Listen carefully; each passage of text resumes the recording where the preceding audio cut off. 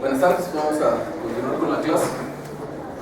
No sé si alguien tiene dudas de la liquidación, recuerdo que vimos en la última clase, pero hay otro tema de los que ya hemos visto.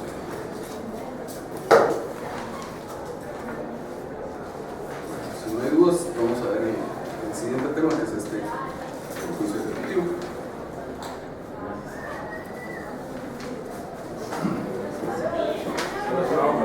Sí, son su nombre.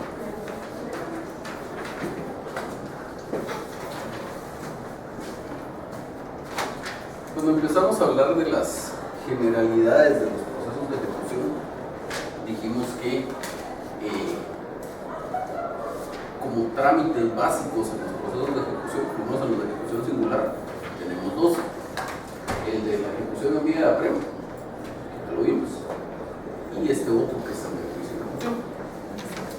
Ya luego, en función del tipo de ejecución del que estemos hablando, pues hay algunas otras que se ajustan a alguno de estos dos, como por ejemplo vamos a ver más adelante que las ejecuciones especiales son un juicio ejecutivo con algunas particularidades, que la ejecución de sentencia es una ejecución en vía de apremio con algunas particularidades, pero este es el otro trámite que vamos a ver de los procesos de ejecución, que como dijimos es un poco diferente de lo que conocen ustedes en cuanto a la ejecución en vía de apremio, sobre todo lo que pudiéramos llamar la parte intermedia del procedimiento. De los procesos de ejecución en vía de apremio hablamos que básicamente existe un procedimiento cuando no hay garantía real y otro procedimiento más breve cuando sí hay una garantía real de hipoteca. Entonces, este procedimiento del juicio ejecutivo es muy parecido a la ejecución en vía de apremio cuando no existe garantía real, pero decíamos en la parte, nos pudiéramos llamar la parte intermedia, lo que se refiere a la posibilidad de defensa del ejecutado, es donde está la variación. La primera parte donde se califica el título, es el mandamiento de ejecución, el requerimiento es lo mismo, y la parte de los procedimientos de ejecución propiamente dichos, el embargo, el remate y la liquidación, son iguales. Entonces veamos por aquí cuál es el trámite del juicio ejecutivo. Este inicia en virtud de una demanda, y a esta, a diferencia de lo que pasa con la ejecución en vía de apremio, sí le podemos llamar demanda, porque este sí tiene, sí se decide a través de una sentencia. Recordarán que decíamos el primer día de clases que muchos dicen que este procedimiento es una mezcla de procedimiento de conocimiento y de ejecución, porque tiene una fase de conocimiento y una fase de ejecución. Para mí en realidad no es eso tan cierto, y les voy a decir un momento por qué, pero lo importante en este momento es que sí se emite una sentencia, y entonces aquí sí podemos hablar de un proceso, y si estamos hablando de un proceso, pues en realidad a través del cual se inicia, sí es propiamente una demanda. Importante aquí el tema de la denominación. Dijimos que este se llama juicio ejecutivo. En la práctica está más o menos generalizada la mala costumbre de denominarlo como juicio ejecutivo común, como para tratar de hacer una diferencia con la ejecución en vía de apremio. Esa definición es totalmente errónea. Primero porque el código no lo utiliza, y luego porque en todo caso es innecesario si usamos bien la terminología, no se confunde con algún otro nombre. La otra se llama ejecución en vía de apremio, o sea, totalmente distintos. Entonces es pues totalmente erróneo denominar a esto juicio ejecutivo, no, es simplemente juicio ejecutivo. Entonces decíamos, se inicia en virtud de una demanda. A esta demanda hay que apuntar el título ejecutivo, lo mismo que pasa con la ejecución en vía de apremio. Y este título ejecutivo tiene que ser alguno de los que establece el artículo 327 del código. Y el código dice a este respecto: procede el juicio ejecutivo cuando se promueve en virtud de alguno de los siguientes títulos. Primero, los testimonios de las escrituras públicas. Entonces, respecto a todos los títulos para el juicio ejecutivo en general, hay que tener en cuenta, antes de que empecemos a platicar de cada uno de ellos, hay que tener en cuenta el siguiente artículo, el 328. que dice, además de las disposiciones especiales previstas en este título y en el siguiente, se aplicarán las normas correspondientes a la vía de apremio. Los títulos enumerados en el artículo anterior pierden su eficacia ejecutiva en los mismos casos previstos por el artículo 196. Entonces veamos porque esta norma tiene varias cosas que merece la pena comentar. Dice, además de las disposiciones especiales previstas en este título. Este título es este título segundo que se refiere específicamente al juicio ejecutivo. Y dice, y en el siguiente es el título 3 que se refiere a las ejecuciones especiales.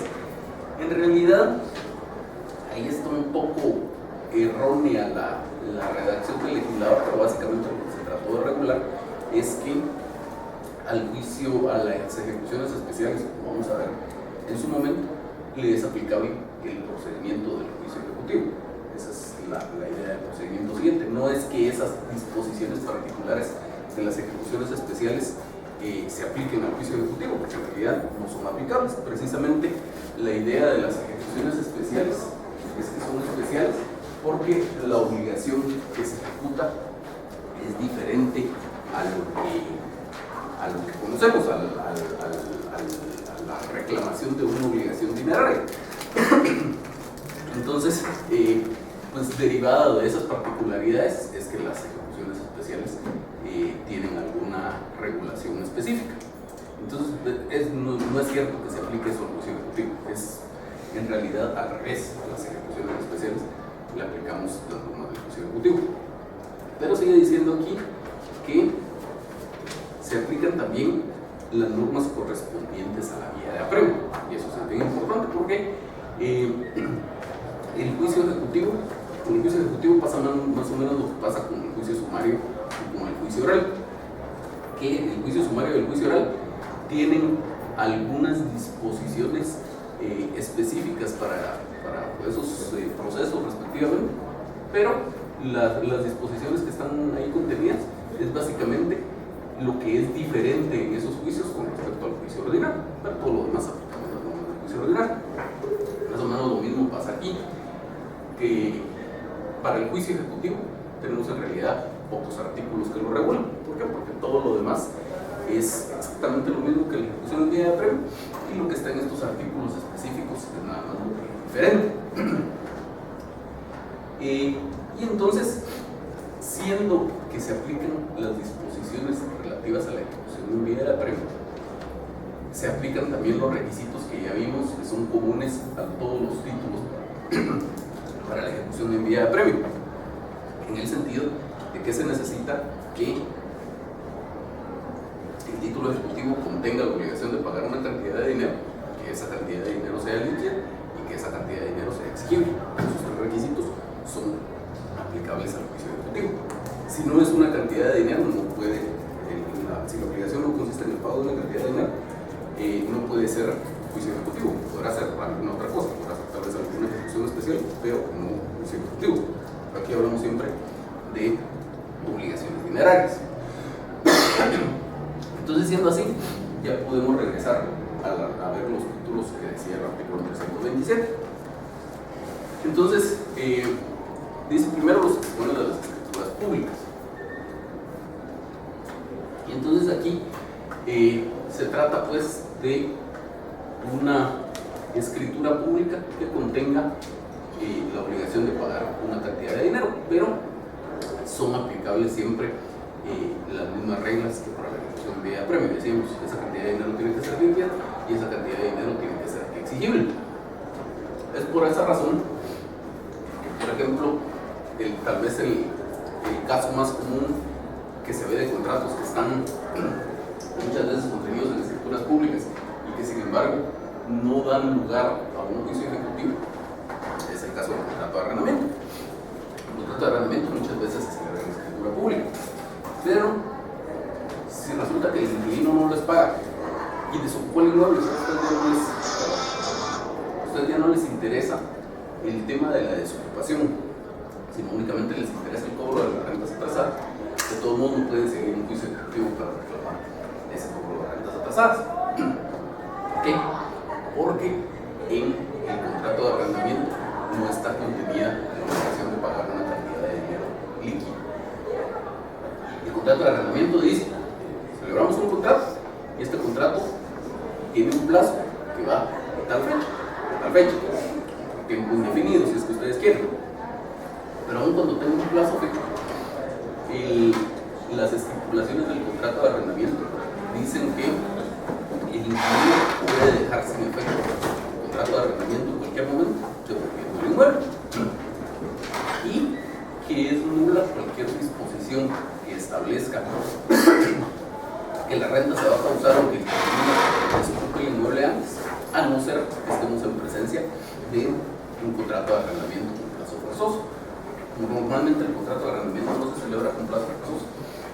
Entonces, con el simple contrato no sabemos a cuánto asciende la obligación. Tendríamos que seguir un proceso de conocimiento para establecer desde cuándo fue que el inquilino incumplió y hasta cuándo fue que ocupó el inmueble. Entonces, que en esos casos siempre hay necesidad de tramitar el proceso de conocimiento. Entonces, esto es un ejemplo nada más para que tengamos claro que aún cuando tengamos un contrato contenido en una escritura pública, eso no necesariamente quiere decir que esa escritura pública nos va a permitir acudir al juicio ejecutivo si es que esa obligación no es líquida, si hay necesidad de que exista alguna discusión respecto a la existencia de la obligación, pues tenemos que acudir primero al proceso de conocimiento que corresponda y ya después ejecutar esa sentencia. Luego, pues resulta que hay algunos de los títulos ejecutivos que están previstos para la ejecución en vía de apremio que están contenidos en una escritura pública. El caso típico es el de los créditos hipotecarios. Un crédito con garantía hipotecaria se documenta siempre en la escritura pública. Y entonces, parecería que podemos escoger si acudimos a una ejecución en vía de apremio o acudimos a un juicio ejecutivo porque encaja teóricamente en los supuestos de los dos artículos. En realidad, eso tampoco es así. ¿Por qué? Porque pasen esto por ahí, los que no quieran, por favor. Esto tampoco es así porque lo que ocurre es que la hipoteca está sujeta a inscripción en el registro de la propiedad, y dentro de las normas que regulan el registro de la propiedad en el Código Civil dice que en ningún tribunal se deben aceptar documentos sujetos de inscripción que no estén razonados por el registrador. Entonces, si se constituye una obligación que esté garantizada como hipoteca, necesariamente hay que inscribir esa hipoteca y necesariamente hay que ejecutarlo como crédito hipotecario. Entonces, en ese caso, no aplicaríamos el procedimiento del juicio ejecutivo, aunque tenemos un testimonio de una escritura pública, no aplicaríamos el de la ejecución en vía de apremio porque se trata de un crédito hipotecario. Luego, sigue diciendo la norma, la confesión del deudor prestada judicialmente, así como la confesión ficta cuando hubiera principio de prueba por escrito. Esto normalmente se utiliza cuando existieron diligencias de prueba anticipada. Recordarán que dentro de las diligencias de prueba anticipada hay una que se llama de declaración jurada, que es básicamente el equivalente a la prueba de declaración de las partes, solo que cuando se celebra como diligencias de prueba anticipada. Entonces, yo quiero que un supuesto obligado reconozca la existencia de una obligación para conmigo, como unas diligencias de prueba anticipada en su contra, y le pregunto, diga si es cierto que usted contrajo tal obligación, diga si usted debe, diga si es cierto.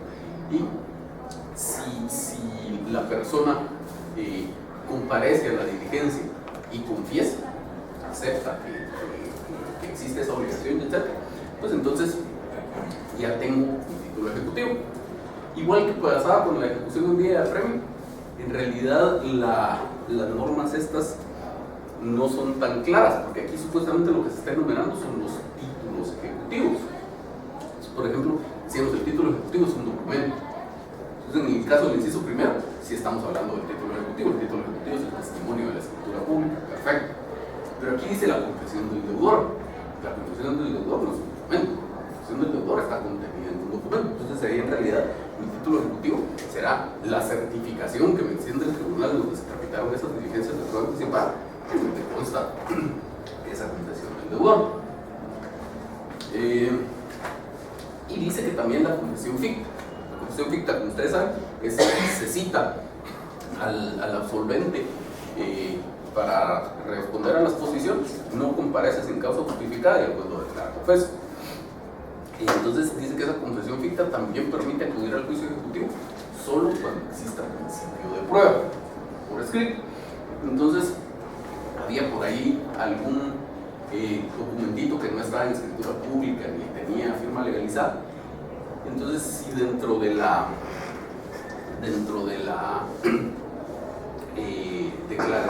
diligencia de prueba anticipada si hace alguna relación a ese documento, entonces tenemos ese principio de prueba por escrito, podríamos acudir también a un juicio ejecutivo.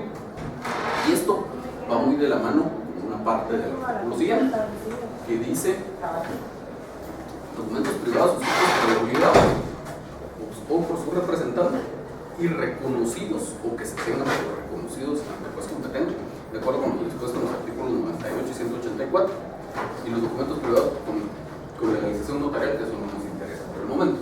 La primera parte: documentos privados que sean reconocidos ante el juez competente o que se tengan por reconocidos ante el juez competente.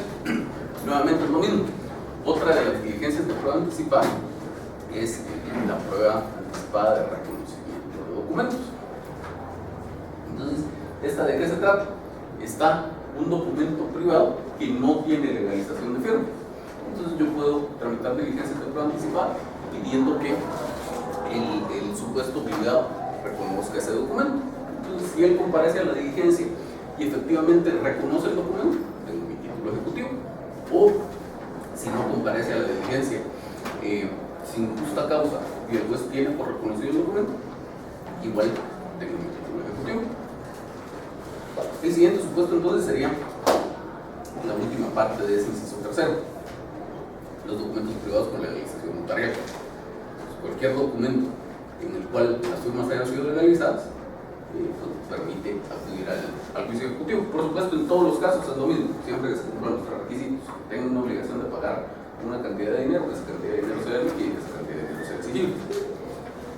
Siguiente: los testimonios de las actas de protocolación de documentos mercantiles y bancarios o los propios documentos si no fuera legalmente necesario el protesto. Aquí básicamente hacemos referencia a títulos de crédito, solo que en realidad esa norma tácitamente está reformada. ¿Por qué? Porque el Código de Comercio, que es posterior y además es específico, en su artículo 1039 tiene una disposición un poco distinta a este respecto. Entonces dice, tercer párrafo: en materia mercantil son títulos ejecutivos las copias legalizadas del acta de protocolación de protestos de documentos mercantiles y bancarios o los propios documentos si no fuera legalmente necesario el protesto.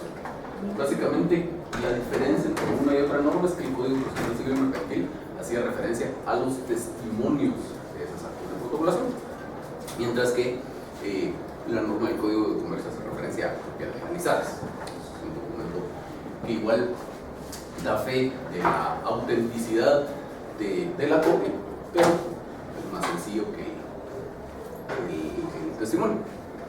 Entonces basta una copia legalizada como título ejecutivo en estos casos. Siguiente: acta notarial en la que conste el saldo que existiera en contra del deudor, de acuerdo con los libros de contabilidad llevados de forma legal. Entonces, ¿de qué se trata esto? Para empezar, para que procediera el título ejecutivo necesitaríamos que tuviéramos un supuesto acreedor que lleve contabilidad, normalmente una persona jurídica. Entonces, si esta persona jurídica lleva su contabilidad, entonces puede requerir los servicios de un notario para que en un acta notarial haga constar que de conformidad con esa contabilidad existe un saldo a favor del dueño de los libros, en el caso del ejemplo de la sociedad, en contra del que va a ser ejecutado en el futuro juicio ejecutivo. Entonces se hace constar la existencia de esa obligación y pues eso sirve como título ejecutivo. Un par de cosas importantes respecto a este título ejecutivo es que la norma exige que esto se haga constar de conformidad con los libros de contabilidad.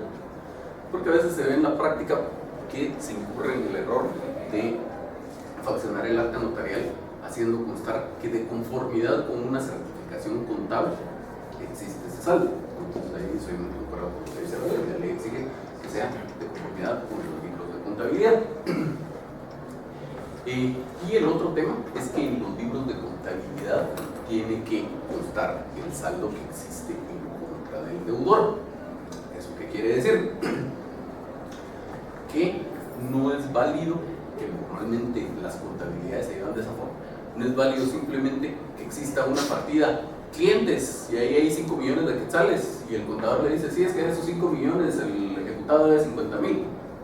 Eso no sirve, tendría que haber una partida contable específica que diga dentro de clientes, Juanito Pérez debe 50,000. Entonces se puede hacer el acta, se puede faccionar el acta notarial que va a ser un título ejecutivo, que lo contrario no.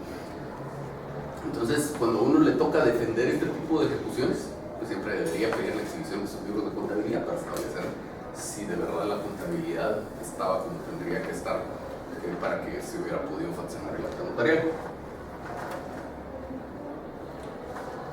Siguiente, dice las pólizas de seguros, de ahorros y de fianzas y los títulos de capitalización que sean expedidos por entidades legalmente autorizadas para operar en el país. Ahí con las pólizas de seguros y de fianzas nos encontramos nuevamente con otro problema. Que dice la norma que esas pólizas, sobre todo las de seguros, las fianzas no se ve tal vez con tanta frecuencia, que sí se ve. Pero sobre todo con lo de los seguros, dice que las pólizas de seguros son títulos ejecutivos. Pero con esas pólizas de seguros pasa lo mismo que decíamos al principio con respecto al contrato de arrendamiento. Decíamos al principio que el contrato de arrendamiento muchas veces está documentado en una escritura pública y a pesar de eso no podemos ejecutar las rentas porque no hay una cantidad de dinero líquida. Con las pólizas de seguro pasa lo mismo. Si yo tengo asegurado mi vehículo, esa póliza de seguro dice, le aseguramos su vehículo hasta por X cantidad. Por robo la suma asegurada es tanto, por daños al vehículo la suma asegurada es tanto, por daños a terceros la suma asegurada es tanto, etc. Según las coberturas que haya contratado. Pero ahí no está establecida una obligación automática que la aseguradora tenga que cumplir en un momento determinado. Ahí lo que dice es, si ocurre el siniestro, le cubrimos hasta esa suma. Entonces, por ejemplo, si yo tengo una colisión con mi vehículo, pues no es que yo automáticamente pueda cobrar toda la suma asegurada.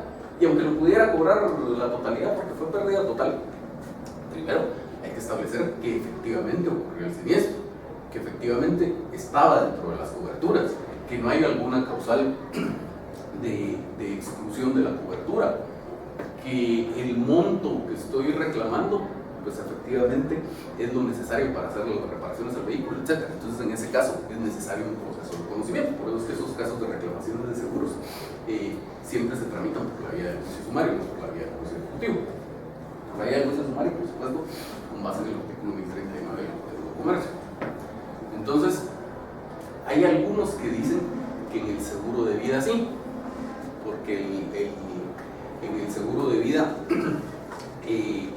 la muerte es algo que necesariamente debe ocurrir, entonces eso se considera como un plazo y que al acompañar una certificación de la partida de función pues ya estaría acreditado el vencimiento del plazo y la obligación sería exigible.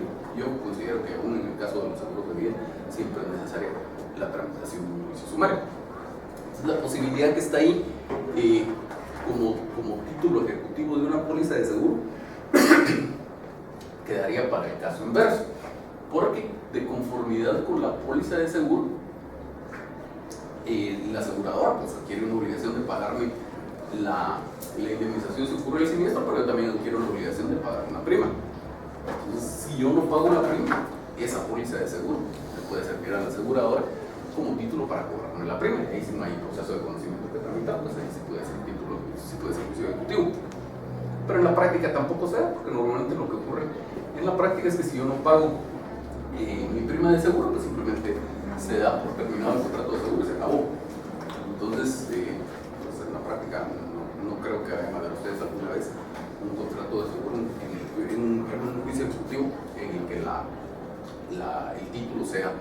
una póliza de seguros.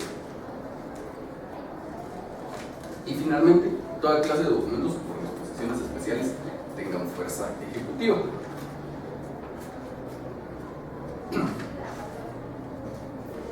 Y si vemos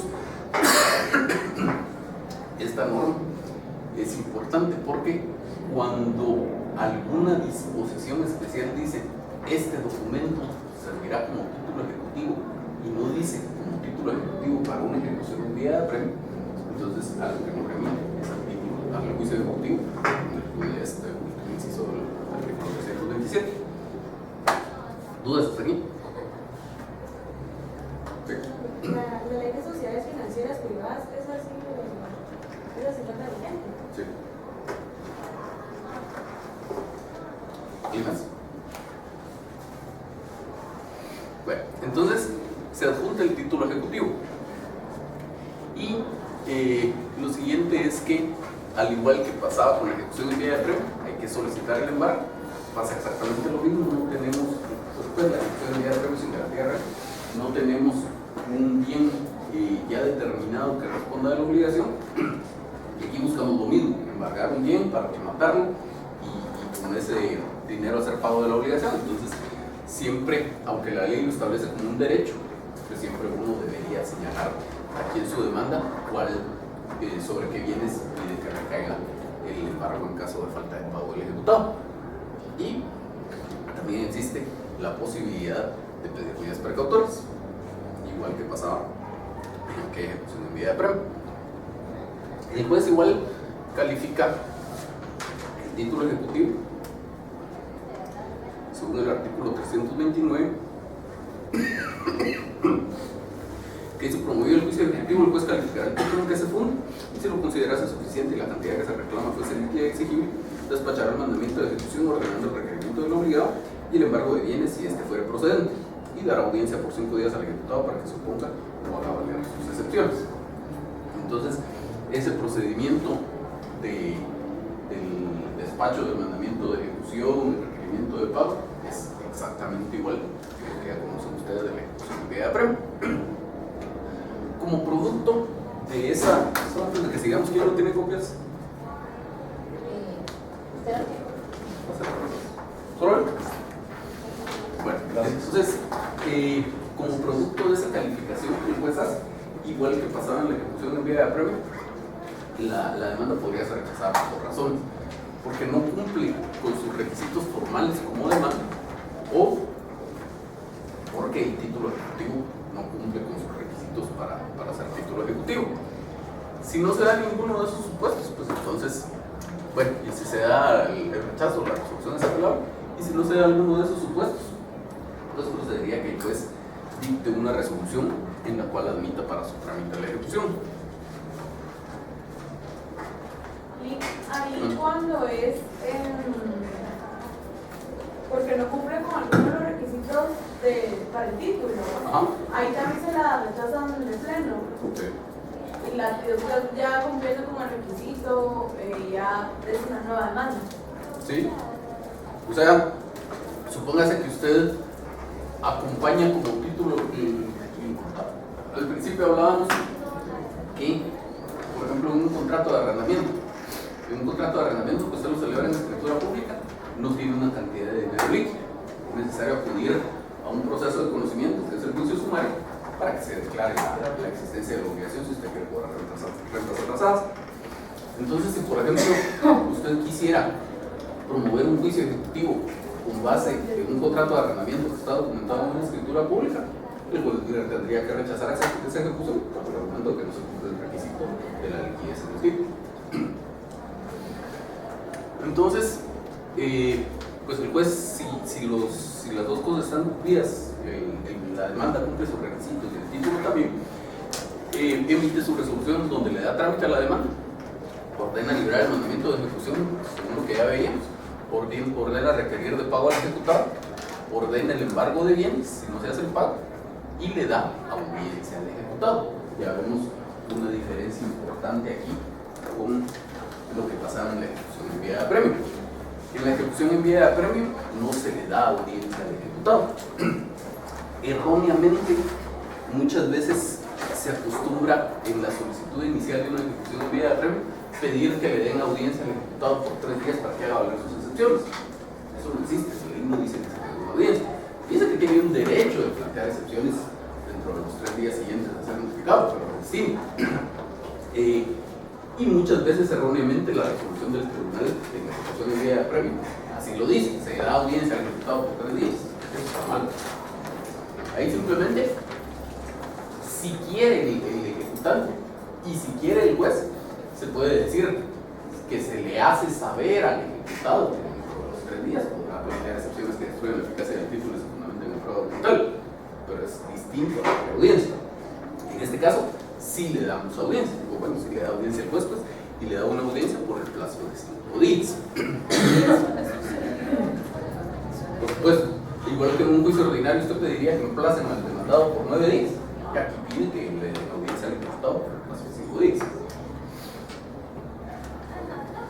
Y entonces es importante, retomando la norma esta,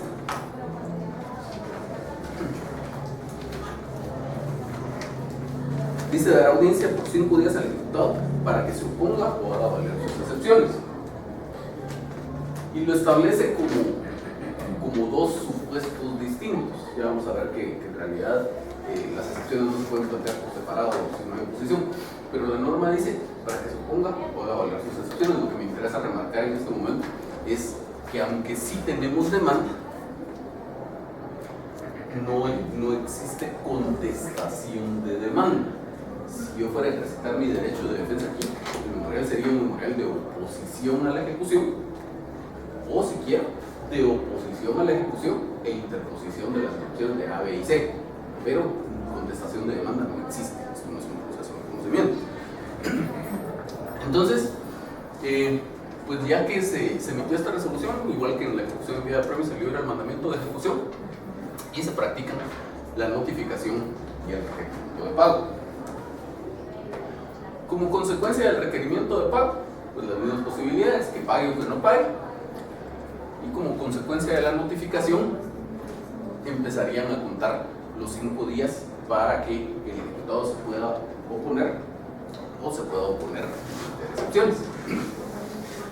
Entonces, dice por acá que en esos 5 días podría haber oposición, podrían haber excepciones y que no existe contestación de demanda. Lo que nos interesaba remarcar por acá. Entonces, en cuanto a las excepciones, hay algunas consideraciones que hacer. Dice el artículo 331: si el ejecutado se opusiere, deberá razonar su oposición. Entonces, primera cosa importante, yo no puedo decir simplemente me opongo y se acabó. En un juicio ordinario se podría decir contesto la demanda en sentido negativo y se acabó. Por supuesto que no tiene mucho sentido hacerlo de esa forma, pero lo puedo hacer. En un juicio ejecutivo no, dice tengo que razonar mi oposición. E incluso se ha visto en la práctica que se rechazan oposiciones porque las presentan sin razonamiento. Entonces, si yo simplemente presentara un memorial donde digo me opongo a la ejecución, eso no es admisible. Tengo que decir me opongo a la oposición, ¿por qué razón? Ya si era cierto o no era cierto, la razón por la que me estoy oponiendo, pues ya lo veremos, pero tengo que explicar las razones. Entonces dice, deberá razonar su posición y si fuera necesario ofrecer la prueba pertinente. Sin estos requisitos el juez no le dará trámite a la oposición. Luego dice, si el demandado tuviera excepciones que oponer, deberá deducirlas todas en el escrito de oposición. ¿Eso qué significa? Que esto es más o menos como pasa con la convención en un juicio ordinario. En un juicio ordinario, si voy a plantear reconvención, es en el memorial de contestación de demanda. No existe reconvención solita o separado fuera de la contestación de demanda. Igual aquí, no existen excepciones solitas si no hay oposición. Es un memorial de oposición e interposición de excepciones. Por eso es que les decía, no es tan cierto lo que dice el artículo 329, cuando dice que se le dará audiencia por 5 días al ejecutado para que se oponga o haga valer sus excepciones. No son dos cosas separadas. Si puedo presentar solo oposición, eso sí se puede, pero solo excepciones no. Tienen que ser excepciones dentro del escrito ejecución, ¿sí? Digo una pregunta, acá sería como, por ejemplo, que presento mi oposición, pero sobre lo que voy a hablar dentro de mi memorial de oposición va a ser, por ejemplo, la excepción de pago. Yo había pagado todo, pero no hago referencia a nada sobre la oposición, solo que por eso me opongo a que se realice el embargo. Lo puede hacer de esa forma. Como decíamos el semestre pasado, a veces pasa eso cuando usted en un proceso de conocimiento contesta la demanda en sentido negativo e interpone excepciones perentorias, y que toda su argumentación de defensa en realidad descansa en las excepciones perentorias. Entonces usted dice contesto la demanda en sentido negativo por los argumentos que encontré con detenimiento de referirme a las excepciones perentorias. Aquí también podría decir, me pongo a la ejecución por los argumentos que con detenimiento indicaré al referirme a la excepción de pago en el caso de ejemplo, pero lo tiene que decir, porque entonces ahí ya razonó su oposición. Si no cumple con ese requisito, va a ser la rechazo. No puede haber entonces un memorial en donde solo se planteen las excepciones. No. Tiene que haber con oposición Sí. y razonando. Aquí con las excepciones, otra cosa importante es que a diferencia de lo que pasa con los procesos de conocimiento, no existen excepciones previas y perentorias. No existen excepciones. Punto. Y otra cosa importante que muchas veces da lugar a confusión en la práctica es qué excepciones se podrían plantear. Porque hay algunos que equivocadamente toman en cuenta el artículo 328 que veíamos hace un rato, donde dice que además de las disposiciones especiales previstas en este título y en el siguiente, se aplicarán las normas correspondientes a la vía de apremio.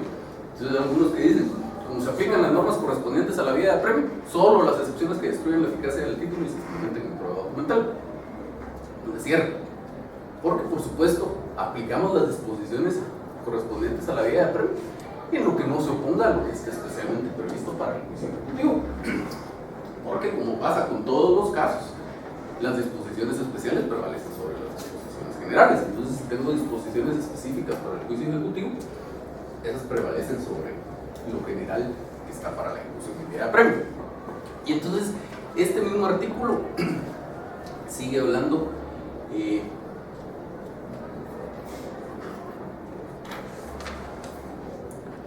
no es este, es el siguiente.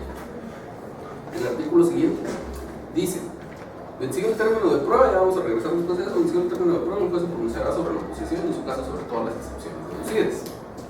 Y dice que eso es lo que nos interesa. Pero si entre esas se hallara la incompetencia, se pronunciará sobre el restante, solo en el caso de haber rechazado la incompetencia. ¿Qué quiere decir esto? Entre otro montón de excepciones que yo pudiera plantear, es posible que yo plantee una excepción de incompetencia. ¿Esa excepción destruye la eficacia del título? No. Es más, con la excepción de competencia pasa lo mismo que pasa con los procesos de conocimiento. Ni siquiera se agota la tramitación de ese expediente y hay necesidad de presentar otra vez la demanda. Ese mismo expediente se lo mandamos al juez que sí es competente. Entonces, eso es clara evidencia de que aquí no opera eso de que solo las excepciones que destruyen la eficacia del título y se fundamentan en prueba documental. Aquí puede ser cualquier excepción. Siempre teniendo en cuenta eso, que no hacemos esa separación de previas y perentorias. Simplemente diría yo, para esto plantear la excepción de incompetencia y la excepción de pago, por ejemplo. Sin calificarlas.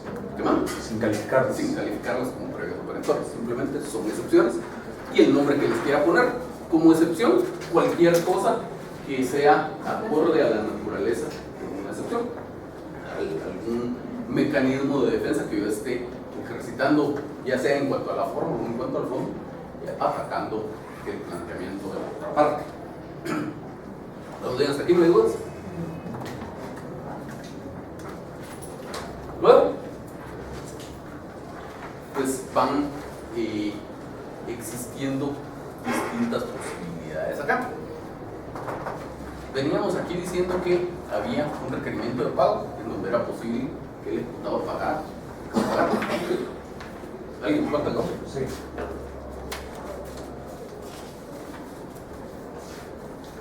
Entonces, si el ejecutado paga, correspondería que el juez de una vez dicte sentencia para que pueda procederse posteriormente a hacer la liquidación. Si el ejecutado no paga, seguiríamos los mismos pasos que seguíamos en la ejecución en vía de apremio sin garantía real. Es decir, hay necesidad de decretar un embargo. Se ejecuta ese embargo y eso, por el lado de los procedimientos de ejecución, ya permitiría que se ejecute una sentencia. Recordarán que en el primer día de clase hablábamos del principio del patrimonio ejecutable. Entonces, si no se ha ejecutado ese embargo, no está satisfecho el principio del patrimonio ejecutable y por lo tanto no vamos a poder tener una sentencia. Perdón. Aquí el embargo entonces no se ordena en la resolución, pero se decreta después de que no paga. Lo que pasa es que en la resolución lo que ordena el juez es que se haga un embargo si el ejecutado no paga. Correcto, ok. Entonces, digamos, promueven un juicio ejecutivo en contra de usted. Lo promuevo yo. Entonces yo digo, promuevo este juicio ejecutivo en contra de esta persona y pido que si no hace efectivo lo reclamado en el acto del requerimiento, aquí en esta parte donde dice solicita embargo, pido que si no hace efectivo lo reclamado en el acto del requerimiento, le embarguen este bien inmueble que ya averigüé que era propiedad suya.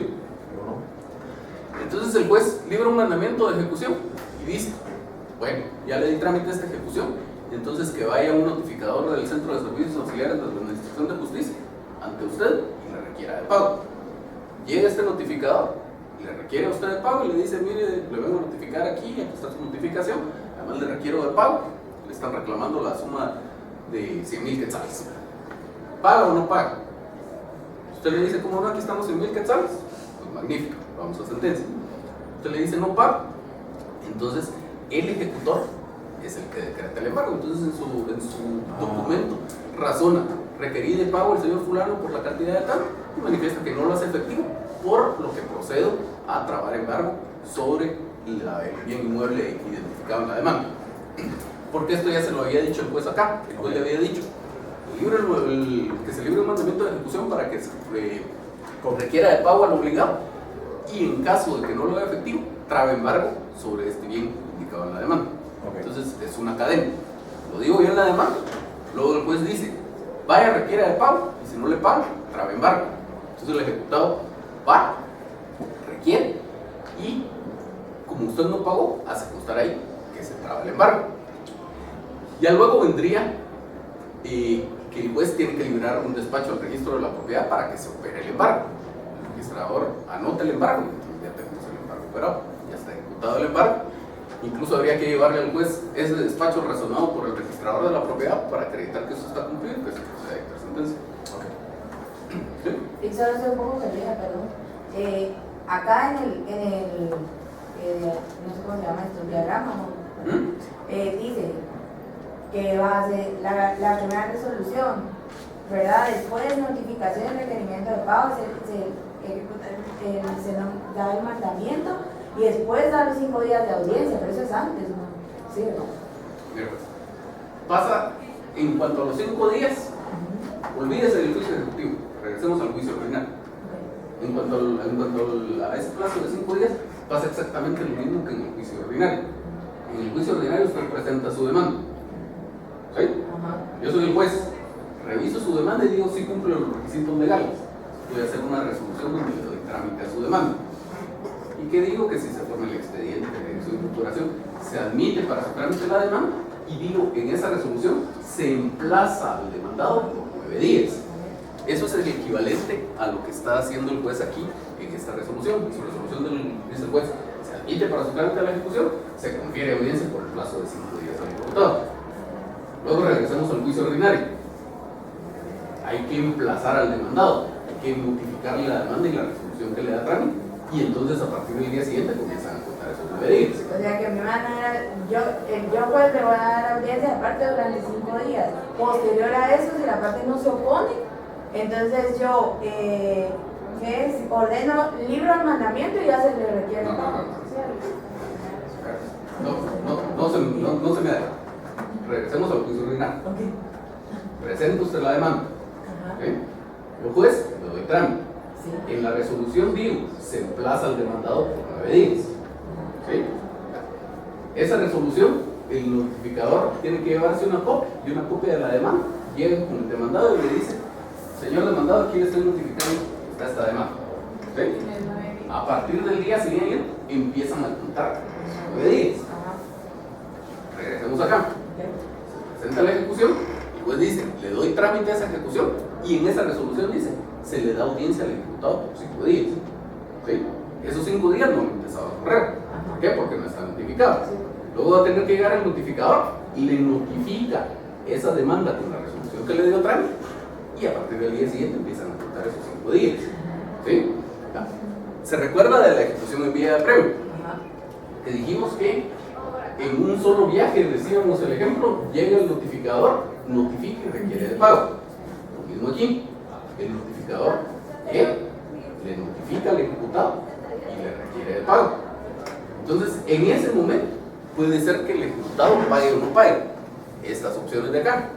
Pero además, a partir del día siguiente, le comienzan a contar estos 5 días. ¿Sí? Independientemente que ya está decretado el embargo. Sí, si no hubiera pagado ya está decretado el embargo. Por supuesto, probablemente todavía no está formalizado porque habrá que regresar al juzgado, hacer contar el expediente, que se haga el despacho, que lo vayan a traer, que le vayan a registrar la propiedad, etc.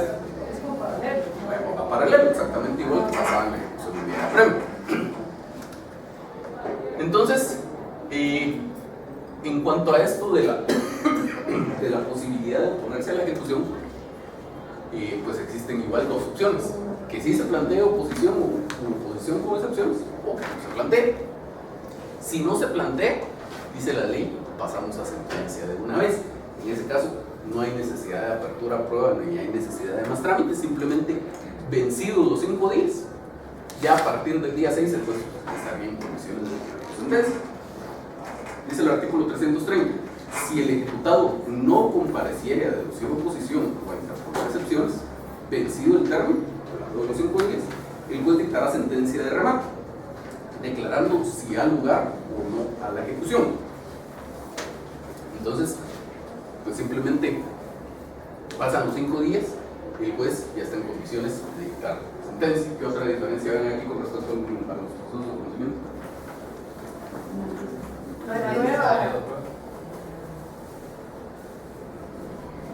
Sí está esa diferencia, pero antes que eso y más importante que eso, no hay rebeldía. Muy bien. En un proceso de conocimiento, yo le tendría que pedir al juez que se tenga por contestada la demanda en sentido negativo y se siga el juicio en rebeldía del demandado. Y por eso es que se abre a prueba, porque se tuvo por contestada la demanda en sentido negativo, los hechos se vuelven controvertidos de que abre a prueba. En este caso no, automáticamente el juez dicta sentencia. No se pide la rebeldía del ejecutado, por lo mismo no hay apertura a prueba, y en los procesos de ejecución nunca hay vista. Entonces, la otra opción es que sí exista oposición u oposición con excepciones. Y en ese caso hay que darle audiencia al ejecutante.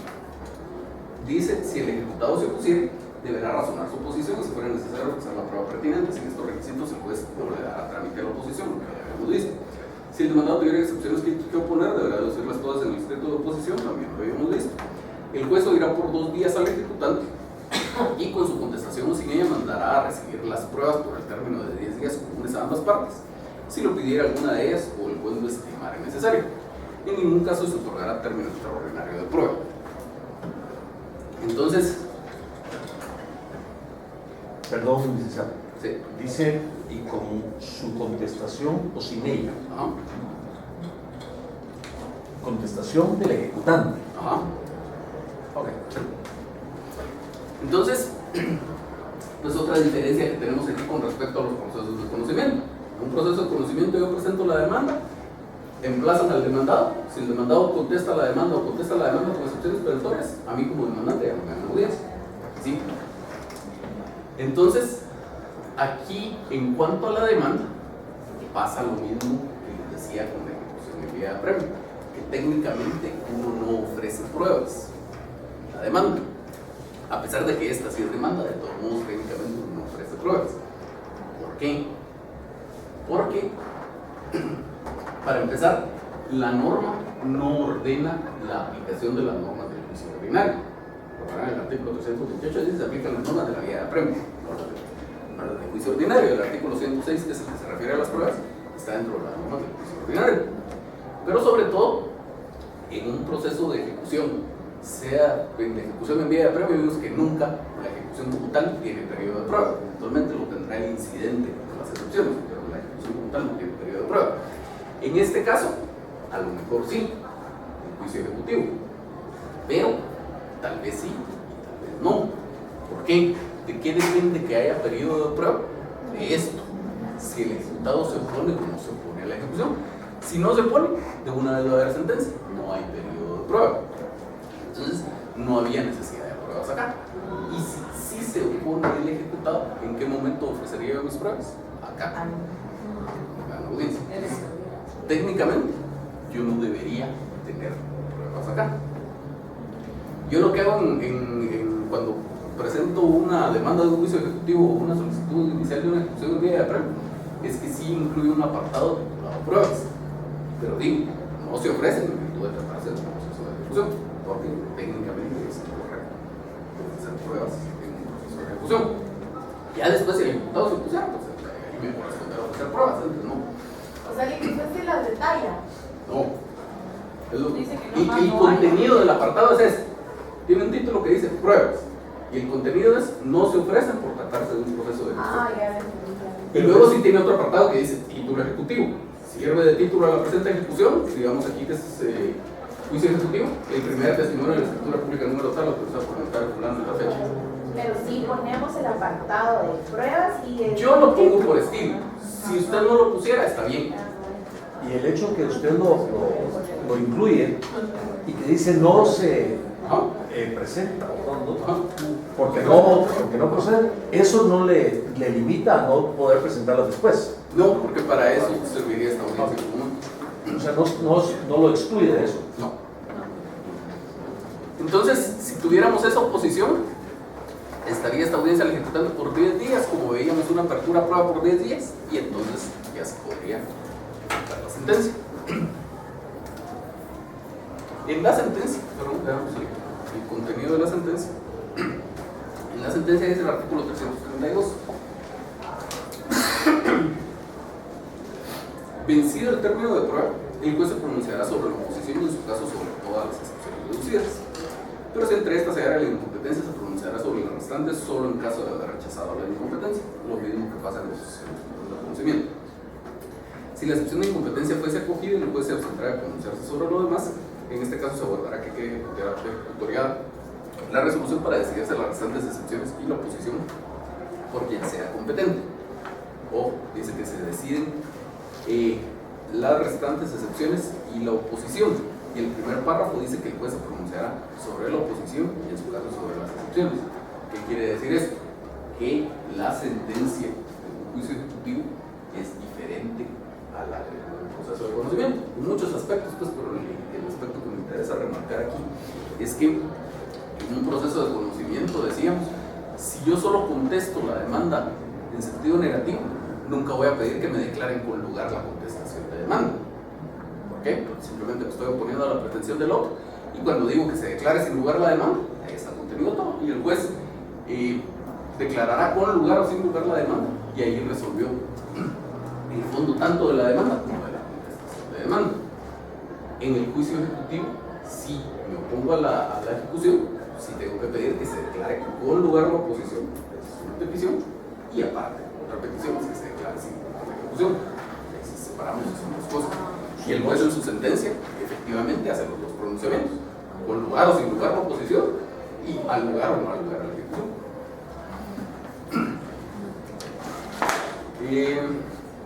La sentencia de segunda instancia, en los casos que la excepción de competencia fuese desechada, en el fallo de primera se pronunciará sobre todas las excepciones y la oposición siempre que no revoque lo decidido en materia de competencia. Además de resolver las excepciones alegadas, el juez declarará, ojo, otras diferencias de la petición de fondo de la demanda y también del contenido de la sentencia. Además de las excepciones alegadas, el juez declarará si han o no lugar a hacer trance en ornatos de los bienes embargados pago al acreedor. Eso hay que pedirlo y eso lo tiene que declarar el juez en su sentencia. Lo demás no nos interesa porque lo demás se refiere a las ejecuciones especiales. Si procede la entrega de la cosa, la prefación del hecho, su suspensión o destrucción, y en su caso el pago de daños y perjuicios se refiere a ejecuciones especiales. Luego entonces, sí, perdón. Disculpe usted, en el 332, segundo párrafo, dice, si la excepción de incompetencia fuera acogida, el juez se abstendrá de pronunciarse sobre todo lo demás. Ese todo lo demás incluye la oposición en su caso y obviamente todas las excepciones. O sea, todo lo demás es todo lo demás. Todo lo demás. El juez no dice con lugar o sin lugar la oposición, no dice con lugar o sin lugar las otras excepciones, no dice al lugar o no al lugar la ejecución, no dice nada, simplemente declara con lugar la excepción de incompetencia. Se declara incompetente, que vaya el juez competente. Y en cuanto a lo demás, no se pronuncia. ¿Por qué? Porque si resulta que de verdad ese juez es incompetente, pues obviamente no puede hacer pronunciamiento sobre la procedencia de la ejecución y lo demás. Cuando ya, por eso dice, se esperará que quede ejecutoriado lo decidido en materia de incompetencia. Cuando ya esté firme la decisión que diga el juez competente es este de aquí o es este de allá, entonces ese que resulte ser incompetente se tendrá que pronunciar sobre todo lo demás. Pero ahí a ese otro juez, al que sí es competente, no hay que presentárselo nuevamente, sino que él solo recibe todo lo evacuado y él evacúa lo que tiene que evacuar. Así es. Entonces, pues existe la posibilidad de apelar esa sentencia y luego vendrían ya los procedimientos de ejecución que ustedes ya conocen de la ejecución en vía de permiso en garantía real, la tasación del bien, el señalamiento del remate, el señalamiento del remate sin tasación en aquellos casos, si ya se estableció previamente la base, si se trata de un inmueble, es decir. Una pregunta, licenciado. En el cuarto párrafo, de que dice el trance y remate de los bienes, ¿a qué debería contarse? Trance es el desapoderamiento del bien. Entonces, la norma habla de trance. Vamos a ver, al lugar de hacer trance y remate de los bienes embargados y pago al acreedor. En la práctica, en realidad no es solo trance y remate, sino puede ser trance y remate o trance y pago. De hecho, así hay que pedirlo, porque usted cuando presenta su demanda no sabe qué es lo que se va a embargar. A lo mejor lo que se embarga es dinero, entonces no hay necesidad de hacer remate. Entonces, el trance quiere decir, yo que soy el juez, me apodero de lo que es suyo y que yo embargué, y ese yo apoderarme de lo que es suyo me permite a mí disponer de ese bien. Entonces, si lo que se embargó fue dinero, yo, como ya hice el trance, ya la desapoderé a usted de eso. Ya le puedo decir al ejecutante, tome, aquí está su dinero. O, si lo que le embargué fue un bien, ya puedo decir, vamos a vender el bien, pública subasta. Eso es. Como la facultad que va a tener el juez. Como exactamente la facultad que tiene el juez de disponer de aquello que haya sido embargado. Entonces vendría el señalamiento del remate. Se practicaría el remate, todo esto es exactamente igual que lo que ustedes ya conocen. La liquidación por el procedimiento de los incidentes es autoapelable, la escrituración del bien, la inscripción y la entrega. O si fuera dinero lo que se embargó y por lo tanto no hay necesidad de rematar, pues de una vez de la sentencia pasamos a la liquidación y la entrega. Y se acabó. Este es el procedimiento del juicio ejecutivo. Igual que en la ejecución en vía de apremio, los colores aquí tienen una razón de ser. Entonces aquí, esto medio anaranjado es como la primera parte, digamos, de preparación de la ejecución, la admisión, la presentación de la demanda, la calificación del título, el requerimiento de pago, etc. Luego aquí en verde tenemos la posibilidad de defensa del ejecutado. Aquí en amarillo tendríamos el caso de que el ejecutado no ejerza su derecho de defensa, por lo tanto brinquemos hasta la sentencia. Y luego dos cosas que deben pasar necesariamente en el trámite de la ejecución. La posibilidad de defensa para el ejecutado es una cosa, y el que al ejecutado se le requiera de pago, pague o no pague, es otra distinta. Entonces, en algún momento decíamos que esto, la notificación y el requerimiento, deberían practicarse en una sola visita que se le haga al ejecutado, pero que eventualmente por error o por lo que sea, Podría ser que solo le notifiquen y no le requieran el pago, o que solo le requieran el pago y no le notifiquen. Y en esos casos, el proceso no está completo ni puede llegar hasta sentencia. Es necesario en un juicio ejecutivo, para que tengamos una sentencia, que se haya agotado esta posibilidad de defensa, aunque ya tengamos bienes embargados, es necesario que transcurra el plazo de los 5 días y no se gane una opción, o que sí se oponga y tengamos que agotar todo este trámite de la audiencia por 2 días y luego los 10 días de prueba. Igual a la inversa, aunque ya hayamos agotado todo eso, si no tenemos una ejecución de un embargo, no puede haber sentencia. Entonces, porque la norma que habla de la sentencia, el artículo 332, nos dice que además de resolver las excepciones alegadas, se puede declarar necesidad o no lugar a hacer tránsito y remate de los bienes embargados. Si no hay bienes embargados, pues ¿qué va a declarar al respecto? Entonces, pues siguiendo lo del principio del patrimonio ejecutable que hablábamos el primer día, pues es necesario que se ejecute el embargo. Y al igual que pasa con la ejecución en vía de premio, la ejecución del embargo es una fase obligada del procedimiento de ejecución. ¿Qué quiere decir esto? Que si yo hice uso de esta potestad que tengo acá de solicitar medidas precautorias y dentro de esas medidas precautorias pedir un embargo precautorio, eso no exime de que se tenga que hacer el requerimiento y en caso de que no sea efectivo lo reclamado se decrete el embargo. Igual que en la ejecución en vía de premio, esto se llama embargo, no se llama embargo definitivo, pero es necesario practicar ese embargo, no basta con el embargo precautorio. Y pues luego aquí en este color como rosado tenemos los procedimientos de ejecución propiamente dichos que vendrían con posterioridad a la sentencia, y luego los 3 únicos casos de apelación que tenemos en el juicio ejecutivo. Si se rechaza la ejecución, esa resolución es apelable, la sentencia por supuesto es apelable, sea que se declare que ha lugar o que no ha lugar a la ejecución, y el auto que resuelve la liquidación es apelable por cualquiera de las partes que estén conformes. Entonces, ya que vimos todo esto, ya podemos decir que por qué es que sostengo yo que al final de cuentas no es tan cierto que el juicio ejecutivo pueda considerarse como un procedimiento mixto de conocimiento y de ejecución, o que tiene una fase de conocimiento y una fase de ejecución. ¿De qué se trata un proceso de conocimiento?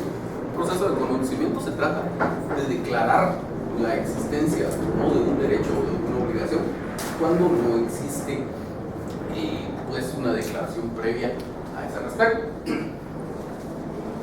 En un juicio ejecutivo siempre tenemos un documento en el que ya está establecida la existencia de ese derecho o de esa obligación, que es precisamente el título ejecutivo. Y el juez en su sentencia, como vimos el contenido de la sentencia, nunca es en el sentido de decir, declara que Juan le debe a Pedro y condena a Pedro a pagarle a Juan, o perdón, a Juan a pagarle a Pedro la cantidad de tanto. Esa sería una declaración que haría el juez en el proceso de conocimiento. Entonces, si fuera cierto que esta es una fase de conocimiento, el juez tendría que hacer una declaración en ese sentido. Tendría que declarar la existencia de la obligación y condenar al ejecutado a pagar. Eso nunca lo declara el juez. Entonces, esta fase, más que ser una fase de conocimiento, aun cuando termine en una sentencia, lo que es una fase amplia de discusión sobre la procedencia de la ejecución. Entonces, lo que el juez sí podría resolver es a la inversa, no declarar la existencia de la obligación, sino declarar, porque esa ya está establecida en el título ejecutivo, sino que eventualmente, según la excepción que se plantee, el juez lo que podría declarar es la inexistencia de la obligación con base en la excepción. Por ejemplo, si yo planteo una excepción de prescripción, saben ustedes que la prescripción lo que implica es la extinción de una obligación por el transcurso del tiempo. Entonces el juez dice, declaro por lugar la excepción de prescripción, pues después de prescrita la obligación, lo que está diciendo es ya no hay obligación. Pero la obligación ya estaba establecida en el título ejecutivo, por lo tanto esto no es un proceso, no es una fase de conocimiento, sino es una fase amplia de discusión sobre la procedencia de la ejecución. Entonces resulta que la admisión de la ejecución, como que la partimos en dos en este juicio ejecutivo. Primero, a priori, el juez dice, esta demanda sí cumple los requisitos establecidos en las leyes, título ejecutivo también, y entonces le doy trámite a la ejecución. Pero luego en la sentencia, ¿qué es lo que dice el juez? Nuevamente retomamos el 332. El juez dice: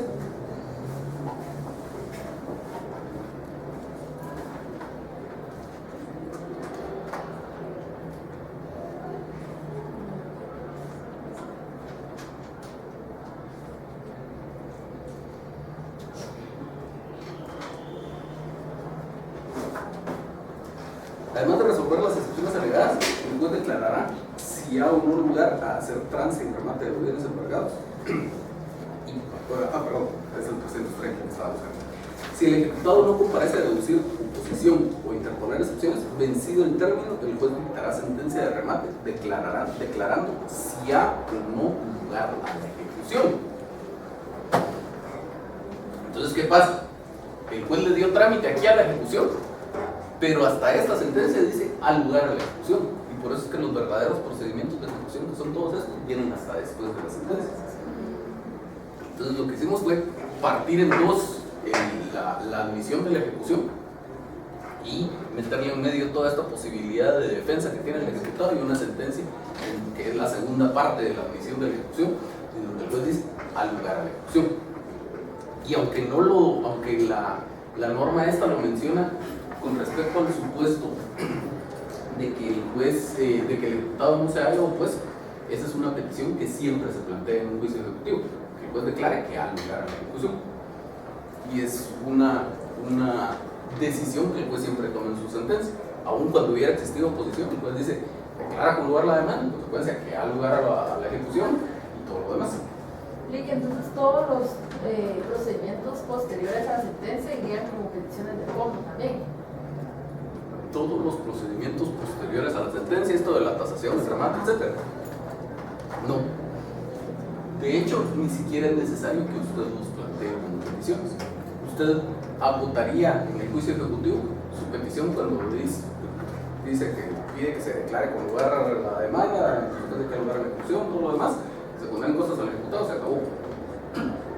Ya después, cuando tenga usted esta sentencia, presentará un memorialito diciendo que ya se dictó sentencia, además ya se ejecutó el embargo el embargo de un bien inmueble, y por lo tanto pide que se señale de la proclamada.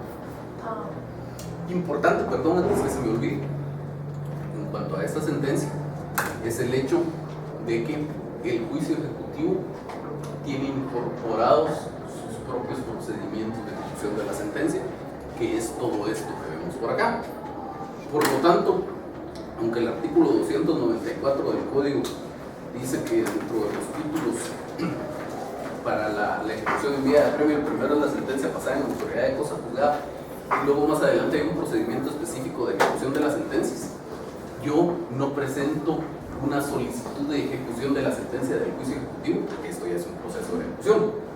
Ya simplemente en el ejemplo que tenía aquí con su compañera, presentaría el memorialito pidiendo el señalamiento de día para remate y se acabó.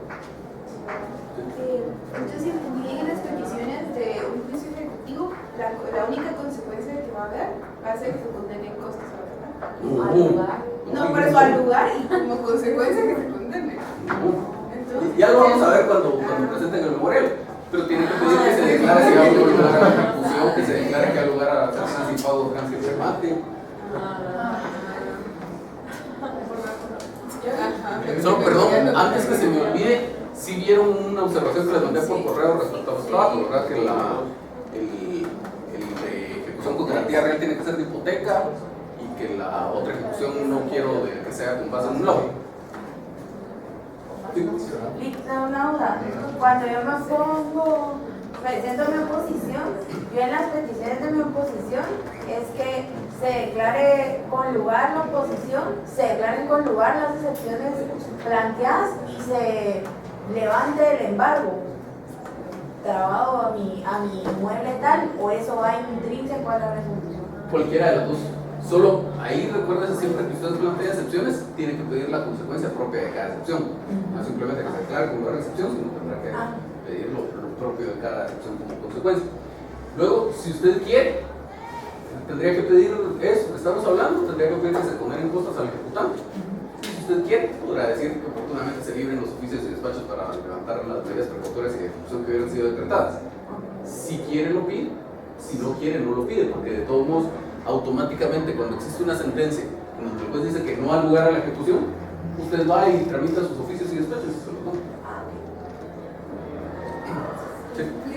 En el caso de que el ejecutado sí paga, ¿cuál sería el sentido de la sentencia? ¿O qué es lo que el juez, o cómo el juez, qué indica el juez en la sentencia cuando... Porque el juez, sí pagó. el juez, sí pagó, pero al igual que en la ejecución en vía de apremio, si usted me ejecuta a mí y yo pago en una ejecución en vía de apremio, el ministro ejecutor no va y le da el dinero a usted, tiene que presentar una liquidación. ¿Sí? En el juicio ejecutivo, como dijimos, esa admisión de la ejecución se parte en dos y es hasta la sentencia donde el juez dice al lugar a la ejecución. Si el juez no ha dicho al lugar a la ejecución, todavía no va al lugar a la ejecución. Y entonces hasta que tenemos una sentencia, usted podría presentar su proyecto de liquidación para que se sepa si ese dinero que yo pagué alcanza para cubrir la obligación que usted estaba reclamando, los intereses si fuera el caso, y además las cosas, o no, para ver si le dan todo lo que yo pagué, todavía me van a dar un poco de vuelto o todavía me van a pedir más. ¿Alguien más tiene dudas? ¿No? Entonces, estaríamos con el juicio ejecutivo, los veo la próxima clase ya con sus trabajos. Aquí la presunción de inocencia está un poquito restringida, ¿no? Pues lo que pasa es que al final de cuentas la presunción de inocencia es algo que aplica al proceso penal. Y lo que está restringido aquí, señores, lo que está restringido aquí es la posibilidad de defensa. Bueno, y en realidad ni tanto la posibilidad de defensa, la posibilidad de defensa está bien abierta. Lo que está limitado es qué pasa si usted no hace uso de esa posibilidad de defensa. Y la diferencia con respecto a un proceso de conocimiento en que hay que pedir la rebeldía, la apertura a prueba y todo lo demás, es que la obligación no está establecida en ninguna parte. Entonces tenemos que comprobar la existencia de esa obligación con los medios de prueba. En cambio aquí ya tenemos un título ejecutivo que dice existe esta obligación y ese título tiene la obligación de pagar una cantidad de dinero, esa cantidad de dinero ya es líquida y es exigible. Entonces lo único que hay es una posibilidad de que aquí usted compruebe lo contrario. Si usted no lo comprueba, pues acabó, sigamos adelante. Bueno, los veo entonces con sus trabajos el martes. Gracias.